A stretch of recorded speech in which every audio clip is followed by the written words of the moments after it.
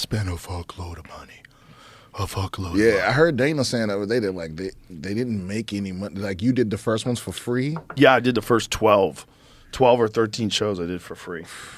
Well, Dana became my friend, and I knew they were hemorrhaging money, and I said, I don't need any money. I go, just fly us out here. Fly us out here and, get my friends tickets. So it was like me and Eddie Bravo would just fly out to the fight. Because we were flying out to the fights before I worked there. He reached out to me because he knew I used to work for the UFC back in the day. Because I started working for the UFC in '97, and I was the post-fight commentator. Oh, it was before Zuffa. Before Zuffa. Oh, okay, yeah. So it was Zuffa, but it was no, it wasn't Zuffa. It was SEG. I'm sorry. It's still Zuffa, even though Zuffa sold to WEM. So we were in these like small little places in the middle of nowhere, and I did in the early days. I saw Vitor's debut, I saw Randy Couture's debut, Dan Henderson's debut. I mean, I was there for like Chuck Liddell's debut. I was there for all these early fights. I saw Carlos Newton fight. I saw all these like Alan Joban. I mean, of course, Alan Joban. He was actually at Eddie's gym. But I saw all these like great fighters fight. That he wasn't. Alan was like later. I was thinking of. Who was I thinking of?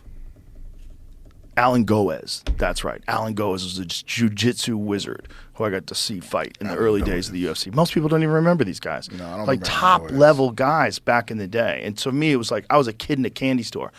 But I was losing money doing it. You know, like I could be at a comedy club on the road, and I was still on news radio. I was busy.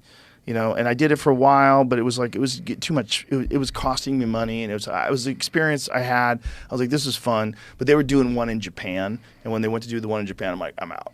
I'm not going to Japan for like $1,000 or whatever I got paid. Like, I'm not going to Japan. Right. So I quit, and I stay a fan. And then Dana contacts me in like 2001 and says, hey, we're going to have the UFC in Vegas. We got tickets for you if you want to come. I'm like, holy shit, yeah, I'm going to go. So me and Eddie, we flew out to Vegas to watch the UFC. And so I did that for like the first one or two, and then they had one on Fox. And he said, would you do me a favor? And I said, what? He said, will you do commentary for the one on Fox? Because it was on Fox Sports Net. Okay. It was like the best damn sports show period. Do you remember that show? Yeah, I remember that. They had like a UFC event. So I did that. It was UFC 37 and a half. 37 and a half. Yeah, that's what it was called, UFC 37 and a half. So I did that, and that was the beginning. And he goes, dude, please keep doing that. And I was like, okay. What's that? What's in that? Is that this? Is that the good stuff? No. You want some? This is those Ron White cigars. It's a little baby cigar. Here you go, sir. Gracias. My man. No. But so that was, that was 2002 or something like that. So when did you hit the point where he was like, all right, I want you to do it permanently? Yeah, I had to sign a contract. I was like, but how many UFCs were you in before you were like, I think I'm going to just do this? Well, I mean, it was like I said, it was like 13 in, and I never asked for any money. And I was like, it's all right, man. I'm having a good time. I'm happy that you guys like what I do. I'm excited, and I'm happy to be able to promote the sport. That's it. June 22nd, 2002. Whoever that is beside you, that dude looks out of his depth. You know what I mean?